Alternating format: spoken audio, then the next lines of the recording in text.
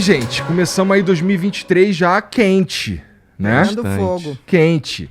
Começa aí com essa parada que aconteceu ontem, que, assim, é interessante que a gente já ia ter essa conversa aqui mesmo, ninguém sabia que... Quer dizer, na verdade, eu acho que todo mundo sabia que esse tipo de coisa ia acontecer, tava meio que... momento, né? O que chama a atenção é que parece que pegou as pessoas desprevenidas, as pessoas que não deviam estar desprevenidas, né? Mas, por outro lado, tem o lance da... Sabe uma coisa que eu fiquei me perguntando ontem, o dia inteiro? O que será que esses caras esperam conseguir com isso? O que será que realmente motiva esses caras? O que passa pela cabeça deles? Era óbvio que não ia acontecer nada. Ia acontecer só o que aconteceu, que 1.400 presos, né? Pô, o que explica isso, cara? O Jean tava falando aqui antes, ele te perguntou se era um surto coletivo. O que vocês acham sobre isso? Assim, do aspecto psicológico da coisa? Olha, eu acho assim, ou a gente acaba com a polarização, ou a polarização vai acabar com o país. Eu concordo. Né? Me preocupa muito, e eu acho que isso é um fenômeno, não só do nosso país, eu acho que é um fenômeno global. É mesmo. A gente está atendendo para essa coisa de polarização, mas aqui a coisa está muito aguda. O que me chama atenção, não acho que a massa está polarizada. Eu acho que tem um pessoal fanático, e todo fanatismo, no meu entender, é burro, né? Porque, assim, como é que você convence um fanático? Não convence. Porque o fanático... Você nem conversa com ele. Não, porque ele tem um ponto de vista, aquele ponto de vista. Qual é a definição do fanático? É uma pessoa que tem necessidade de acreditar em algo. Sim. E ele vive em função dessa crença. Ele não se baseia em evidências. Ele não tem nenhum pensamento baseado em evidência. É simplesmente uma necessidade de crer. E essa necessidade de crer está muito naquelas pessoas que estão meio perdidos na vida. Eles têm que se agarrar a alguma coisa, alguma crença. Então, existe hoje um número X, eu acho que, graças a Deus, ainda é uma minoria, que está com esse comportamento fanático mesmo. E nada vai parar essas pessoas. O que eu fico pensando, Igor, é assim, totalmente condenável. Eu acho que pequenas concessões que foram feitas ao longo dos anos culminaram nessa situação. Porque, assim, quando você deixa, tipo assim, roubar um celular não é nada. Quebrar uma vidraça de banco não é nada. Quebrar não sei o que não é nada. Destruir patrimônio público, lixeiros que sejam. Roubar cabo de internet. Uhum. Roubar sinal fio. Na cidade do Rio de Janeiro. Exatamente. Roubar semáforo. Hoje um cara roubando semáforo. Que isso? Na cidade do Rio de Janeiro. Verdade. Pendurado. Cara, roubando. Desculpa. Porque assim, eu sou do Rio e eu falei sinal a vida inteira. Mas agora aqui é semáforo. Mas aí tu falou sinal, eu fiquei... Aí você, que sinal é esse? Caralho, semáforo. Sinal de internet? Sinal de... Isso já rouba. Então, assim, eu acho que vem num crescendo da gente tolerar o intolerável. Porque existe o certo e o errado, dentro de uma concepção social. Nesse certo e errado, pode estar todo mundo fazendo errado, mas não deixa de estar errado. Então, eu acho que isso foi um acúmulo que vinha vindo. Foi o que você falou. Era previsível que ia acontecer? Era. Eu só lamento porque, assim, eu acho que essas pequenas concessões ajudaram. Eu acho que a pandemia ajudou muito. As pessoas ficaram se relacionando por rede social, esqueceram, estão desaprendendo a se relacionar de verdade. Uhum. Em todos os sentidos, né? As relações estão muito ligadas hoje com a internet. As pessoas hoje marcam encontro, começam a namorar, desmancham o namoro, desmancham o casamento, tudo pela internet. As pessoas não estão mais sabendo conviver. Então, junta essas pessoas, dá confusão. Então, eu acho que tem isso. Agora, eu fico muito preocupada, porque essa polarização está muito ruim. E se você for ver bem, a internet, as redes sociais principalmente, já era um fenômeno. Com a pandemia, esse fenômeno foi elevado à 10ª potência. O que acontece é que a gente esquece que aquilo ali é governado por um algoritmo. É uma inteligência artificial programada. E não é programada para te fazer um cara mais flexível. Não é programada para me fazer. É o contrário. É uma bolha. Então, assim, vamos supor que você goste de tênis. Aí eu também gosto de tênis. A partir dali, tudo que acontecer de tênis vai aparecer pra gente. Então, eu deixo de ter contato com outras tribos para só ter contato com uma bolha. E eu acho que uma das coisas que acontece num cenário como esse é você achar que todo mundo pensa que nem você e que, obviamente, você tá certo. Né? Que aí é o tal do fanatismo. E aí chega você um ponto vive que uma somente verdade... Você vive daquela verdade. É verdade. Né? Porque o fanático não adianta. Ele vive daquela verdade. É besteira. Agora, eu acho que talvez isso fique um ensinamento pra gente. Primeiro, quebrar uma lixeira na rua já é uma coisa grave. Né? Jogar papel na rua também é uma coisa grave. Ou a gente vai evoluir para para civilidade, ou a gente vai abrir mão, porque tudo fica relativo.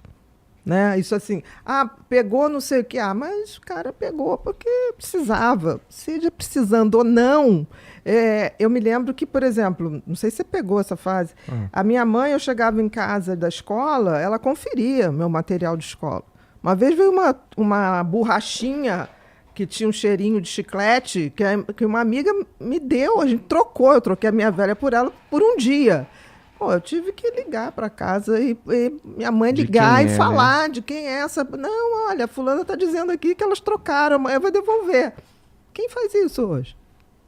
Ninguém se importa muito. Agora, Bia, você colocou uma coisa bem interessante sobre essa questão do coletivo justo com a inteligência. Né? Assim, essa bolha que as pessoas estão vivendo, elas não param para ler, elas não param para ampliar o seu conhecimento. Foi nesse sentido que você falou sobre isso? Não, é sentido do algoritmo, porque assim, as redes sociais são comandadas por uma inteligência artificial, que é programada por alguém.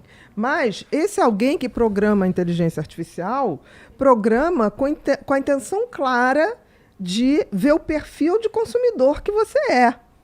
Entendi. Porque o objetivo das redes sociais basicamente é te manter o maior tempo possível nas redes sociais. E como é que faz isso? Te mostrando só coisa que você gosta. Claro. Ou então, só coisa que reforça. Você vai criando um universo. Não, você vai criando um universo que é seu e de meia dúzia de pessoas. Você vai tendendo a ficar radical. Porque você só vê aquilo, você só debate aquilo. Por exemplo, as praias no Rio de Janeiro. Você é carioca. Você lembra que a gente falava assim, a turma do posto 6, a turma do posto 9, a turma do arpoador. Era separado, né? E a gente brincava que a faixa de areia definia quem a gente era. Isso na praia. Agora você imagina numa rede social. Isso foi a um extremo. E isso me deixa muito triste. Interessante, é verdade você está falando. Me deixa muito triste, porque assim, nós evoluímos como espécie justamente por sermos diferentes e nos complementarmos.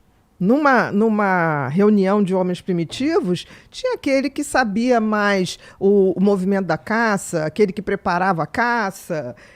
Isso sempre, a união das nossas diferenças nos levou à evolução. Porque pensa bem, Igor, nós somos uns animaizinhos muito mequetrefe. Morre à toa.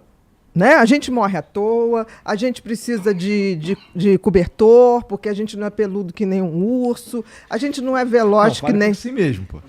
A gente não é veloz como um tigre, como um leopardo, sim. A gente não tem musculatura como um tigre, a gente é um animalzinho esquisito, entendeu? E, ao mesmo tempo, dominamos o reino animal no planeta, isso aí não tenha dúvida, mas dominamos... Não porque a gente é super, ultra inteligente, porque a gente se colaborou. Durante toda a história da humanidade, homens e mulheres separavam e se complementavam nas tarefas. Os homens iam caçar, as mulheres cuidavam da vila, né? Aí que surgiu as primeiras vilas, que era mais a área familiar. Hoje é uma competitividade, ninguém complementa mais ninguém. E isso está acontecendo de uma forma muito... Se as pessoas notarem, as pessoas não estão notando isso. Começa na política e vai... Assim, a política é o que começa é onde começa a cisão, eu acho. Que aí por exemplo, aí se você não concorda comigo num determinado aspecto político, por exemplo, se eu apoio o Lula e você apoia o Bolsonaro ou vice-versa, isso é motivo para eu começar, a desqualificar qualquer coisa que você fala. Que você fala e que você faça, Exatamente. Mas a mesma coisa a gente pode falar também da religião.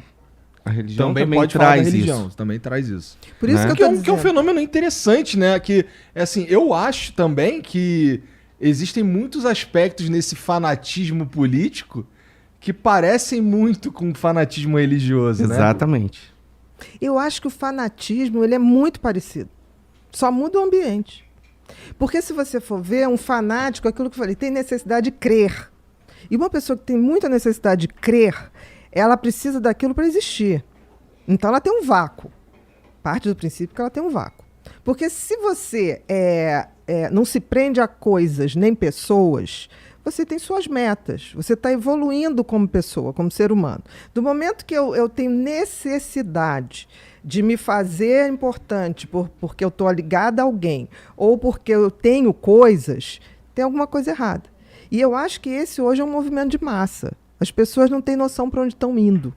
Então, elas se agarram a símbolos, a pessoas. Porque, por exemplo, quando você fala assim, herói. Cara, qual o conceito de herói? O conceito de herói é uma pessoa, a jornada do herói, aquele que foi contra tudo e todos, contra a lógica, e no final triunfa o bem. Hoje em dia você vê, aí você tem reality shows que falam assim, meus heróis. Heróis de quê? Porque o herói, ele te inspira, ele te dá uma sensação tipo assim, porra, é possível trilhar uma coisa legal e chegar a algum lugar. Isso é a trajetória do herói, né? Inspira os outros. O que a gente vê hoje sendo chamado de herói, não tem esse conceito. Esses fanáticos que a gente vê hoje em abundância, será que eles já existiam ou eles foram se criando ao longo sei lá, das redes sociais e tudo mais? O que vocês acham? Eu acho que sempre existiu. De outra forma, mas eu acho que sempre existiu. Eu acho que sempre existiu. Tá? Como muita coisa, né, que tá aparecendo ou que aparece com mais frequência. Eu acho que a rede social ela acaba mostrando de uma forma mais ampla, mas eu acho que sempre existiu. Mais ampla e mais estimulada do momento que você começa a grupar pessoas e eles com o mesmo se organizar. Com o mesmo interesse, eles começam a se organizar. Antigamente, para encontrar alguém, você tinha que ir a uma praça, você tinha que ir a um shopping, você tinha que reunir uma galera. Hoje você não precisa. Está na mão, está na palma da mão, na palma do seu celular. Então, assim, as pessoas acham que tem um poder imenso. Não tem, porque elas vêm ali, estão falando ao mesmo tempo, sei lá, com 1000 pessoas, ou porque foi curtido o que ela postou por 10.000 pessoas, só que tem que aquelas 10.000 pessoas não são 10.000 pessoas com as quais você tem algum tipo de intimidade ou afinidade. Por exemplo, todas essas pessoas que apareceram lá nesse movimento, eu acho que tem pessoas muito diferentes, mas todo mundo, numa massa, a massa ela é alienante, ela se comporta de uma maneira muito pior do que cada um individualmente. É feito gado, né? Então, eu fico com muito receio. É verdade. Interessante essa escolha de palavras. Não, é muito... É o efeito manada que a gente É o efeito manada, porque isso. assim, e todo efeito manada é alienante. Por quê? Porque individualmente eu paro, eu reflito, eu faço a minha separação, isso aqui é o que eu penso, isso aqui é o que o Igor pensa, isso aqui é o que o Alex pensa. Não penso, mas a gente troca ideias com todo respeito. Agora, do momento que isso vira um grupo disso, como torcidas organizadas. Eu tive um paciente que era o garoto mais tímido, mais tranquilo. Eu tratava ele por excesso de timidez. E aí um dia eu recebo um telefonema, o pai falando, olha, o fulano foi preso, porque ele foi para a torcida organizada, uma das torcidas organizadas do Flamengo, e ele saiu batendo. Eu falei, ele? Eu fiquei chocada. E aí passou aquilo, o efeito manada. Eu falei, o que é isso? Ele falou assim, eu não sei, mas aquilo me dá um poder. Um poder. E isso tem uns 15 anos. Não tínhamos redes sociais. Eu estou falando de um movimento, de uma torcida organizada. Uhum. Imagina isso hoje. com esse poder. Então, eu acho que a gente está vivendo um tempo novo que ninguém está se dando conta que a gente discute com as pessoas, às vezes por nada. Eu me recuso, por exemplo, Igor, a discutir ou deixar de falar com alguém por causa de política. Porque, assim, eu vi gente chegar no consultório e deixou de falar com o pai. Uhum. Pai com 83 anos. Eu falei, Mãe, cara, filho.